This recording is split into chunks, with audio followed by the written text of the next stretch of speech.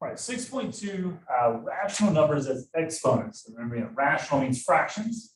So fraction exponents. So we'll look at how we can handle those and what we can do with those here today. Okay.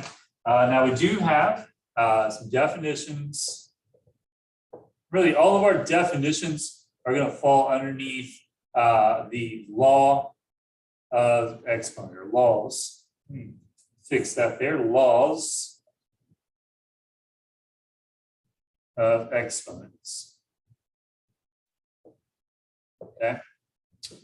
So we're going to have quite a few of these. Some of them are going to be brand new that we've not talked about. They're going to fall under these rationals, but I'm also going to list some older ones just so that we have them officially written down. I don't know that we've done that previously here in the course. We've talked about them, but we've not written them out as official laws. So I want to do that as well. All right, so our first one here, if we have a to the 1 over n power, well, we can rewrite this as the nth root of a. Okay, so notice the bottom of the fraction became the root for the, well, that's the index for those. Right, how about a to the m over n? So any other number besides 1.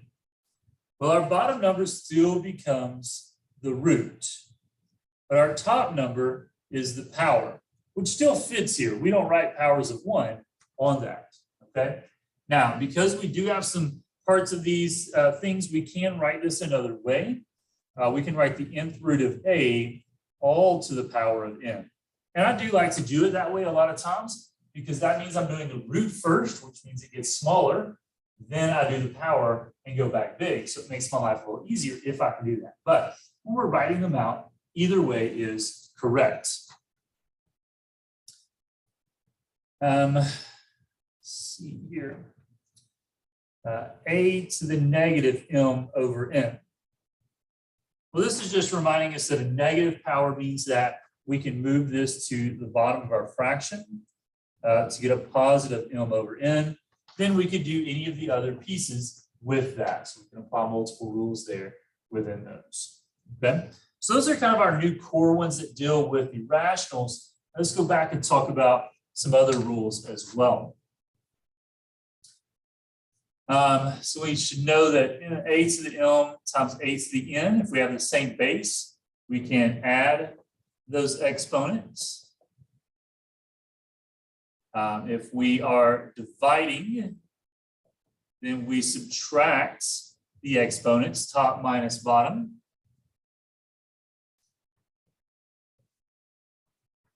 If we have a to the m all raised to the n power, so power to power there, then we multiply m times n.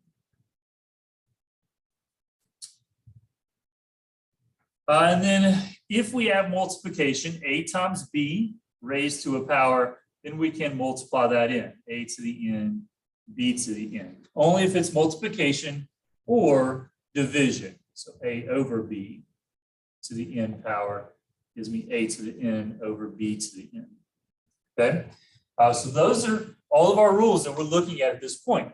So we want to pay attention to each one. We're going to focus in on these as our main meat today, but we are going to be able to use these as well. So we're going to have a mixture of those pieces, remembering all of those things. All right, so let's look at our examples. And so if you need to, pause the video there, write those down so that you have all those pieces and can go back to them, okay? But I need to erase because I need the board space. So let me do that.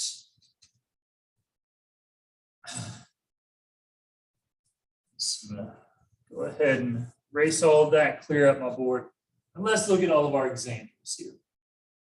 Now we're going to have quite a few different types of things here, so I'm going to give different instructions for these so we can see a lot of different things, be able to work multiple directions. All right, so our first one is going to be just simply rewrite without rational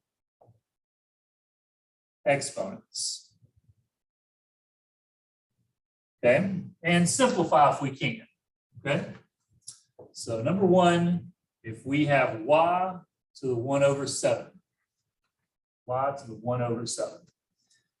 So we saw there a moment ago that the bottom number is our root, and then y to the 1 power, but we don't write powers of 1, so we leave that off.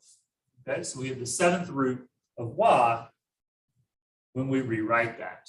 Okay, now make sure that when you are writing this little 7 right here, we've talked about roots before, that looks like a root, not a 7 times. Okay, it goes smaller in this little space right there. So do make sure you're watching out for that.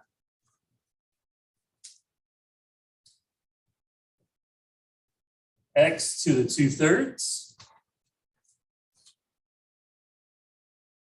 Okay, so again, the bottom number is our root, and we have x squared there for those.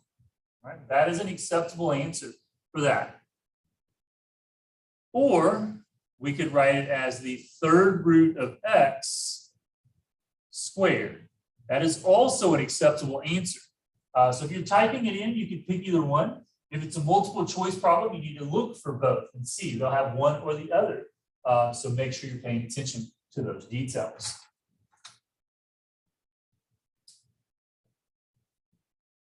All right, our last one here, 16 to the 3/4.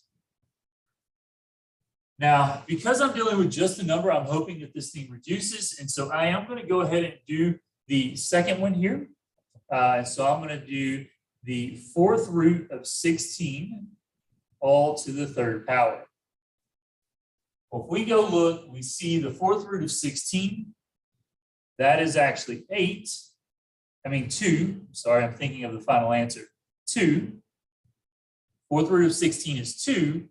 And then 2 to the 3rd power, that is 8. Okay, and so by being able to break that down, it made everything very simple to work with on those problems. So you see why I like to go smaller first on those instead of trying to do the 3rd power of 16 and then find the 4th root of that. It makes it much easier. Okay. All right, the next style, rewrite with rational exponents. Okay. For one, square root of 17. Square root of 17. Now we do need to remember that when we're looking at these, we're trying to look for what the index is, what the powers are, and if they're not listed, well, if the index is not listed, that's a 2. The power is not listed, that's a 1. So if we were to rewrite this, this is 17. Well, the 1 goes on top, the 2 goes on bottom because it's the index. So it's 17 to the 1/2 power.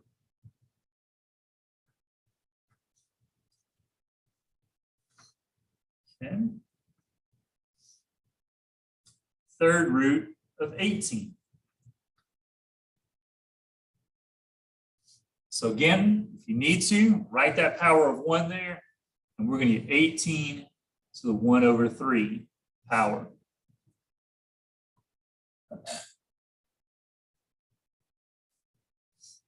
Finally here, square root of x to the 3rd.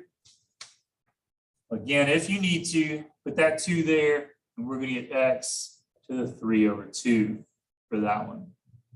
Okay, it's all about making it visible so you can see those things. You don't have to write in these indexes. If you can remember that's a 2, you can jump straight to that answer for those pieces.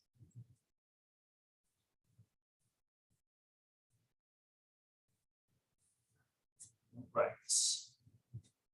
Next one, rewrite with positive exponents.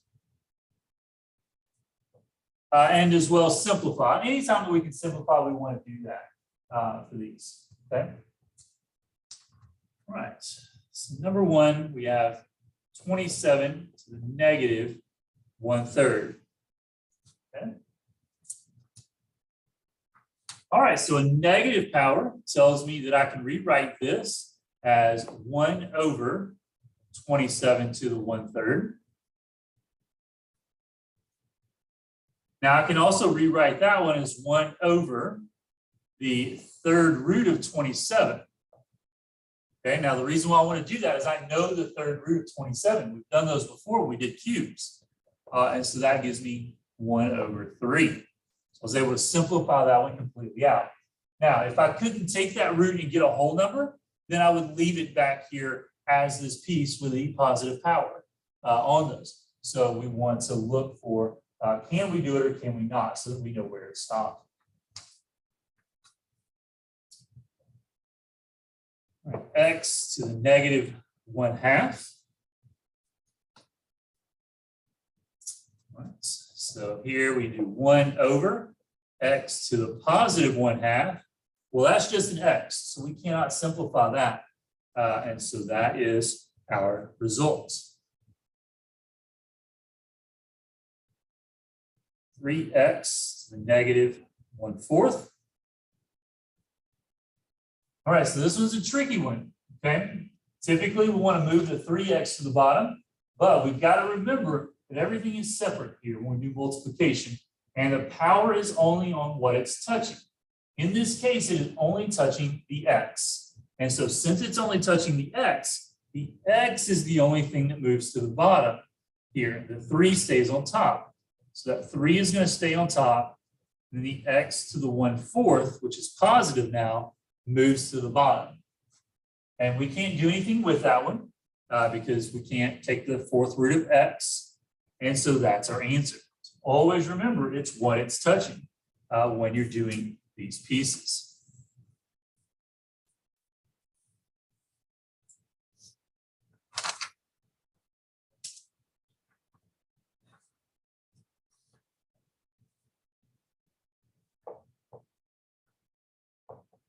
Here we have 2x in parentheses to the negative 1/5 power. Now, because it's in parentheses, the negative 1/5 is touching all of it. So this is a case where all of it goes to the bottom. Now, notice I kept it in parentheses there for that one. If we needed to, we could distribute the 1/5 to the 2 and the x, but that's not going to get us anywhere.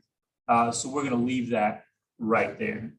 Okay. So the difference in those two problems is one has a parentheses and one does not. So paying attention to those details is very important.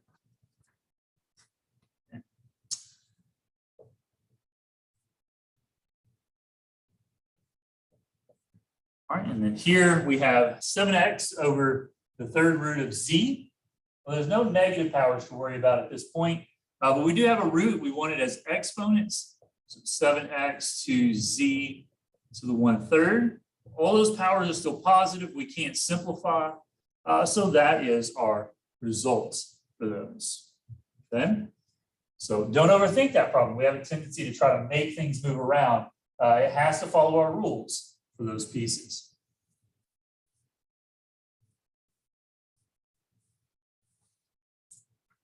All right. Last thing here, simplify.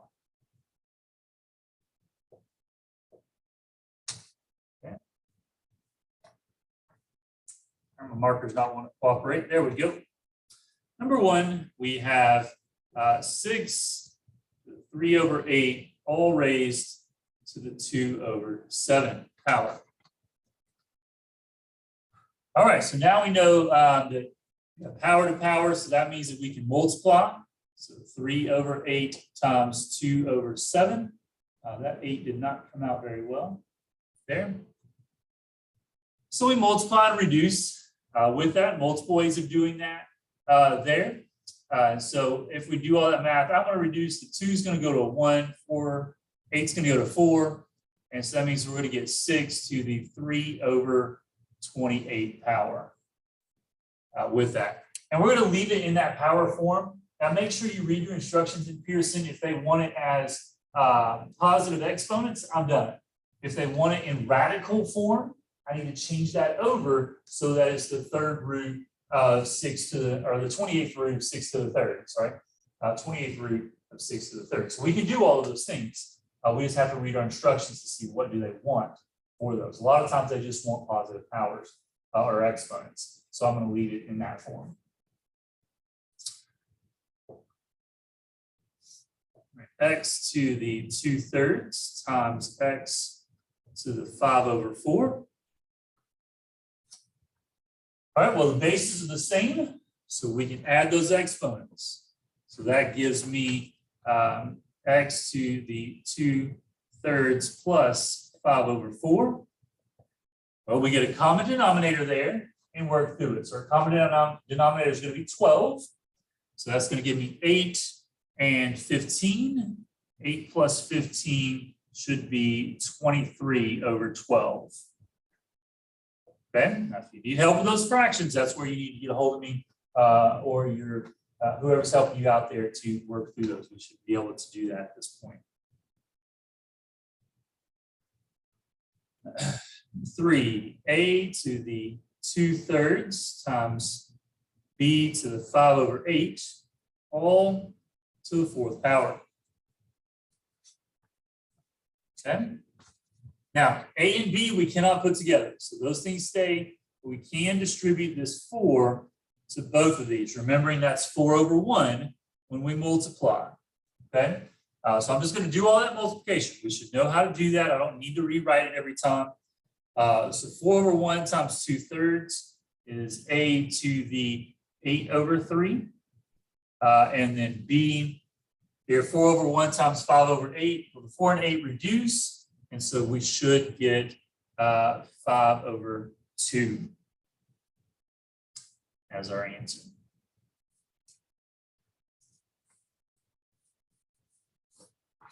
Okay. All right, number 4. X to 3/4 over y to the 1/2. All raised to negative 2/3. All right, so there's a couple of different ways we can do this problem. I'm just going to show one, and that way you can work from there on those pieces, but there are multiple ways here. If you want to see other ways, get a hold of me, and we can sort through those pieces and look at them. But I don't want to give you too many options here with these, okay? So we're just going to follow what the rule says. The rule says that we can distribute here. So I'm going to distribute to those two. Okay. So when I do that on top, we're going to get x to the negative. Well, the 3's cancel out. The 2 and the 4 reduce. Negative 1/2. On the bottom, we're going to get y to the negative. The 2's cancel out. So negative 1/3. Well, they're both negative.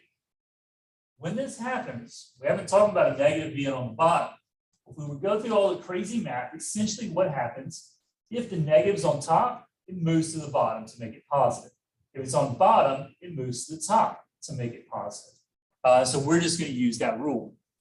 Okay, so now to make this one positive, we're going to move it up, and this one is going to go down. Okay, now we only move them if they're already negative. For those. This is now y to the positive 1/3 over x to the positive 1/2 for those. Okay, and so we can always do that. So now that we've seen that, we can work with those pieces.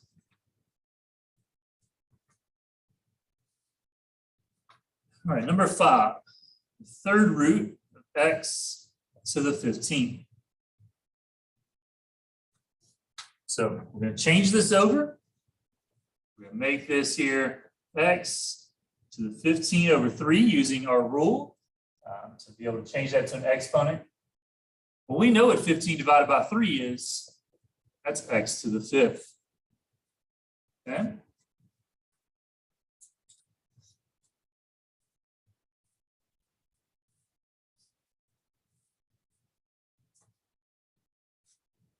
All right, number 6. The 3rd root, 8y to the 6th. All right, now when we have these, we have multiple things. We want to break that up. We want to say the 3rd root of 8 times the 3rd root of y to the 6th. So we can look at those individual pieces and see what's going on. Well, the 3rd root of 8 We know that. That's 2.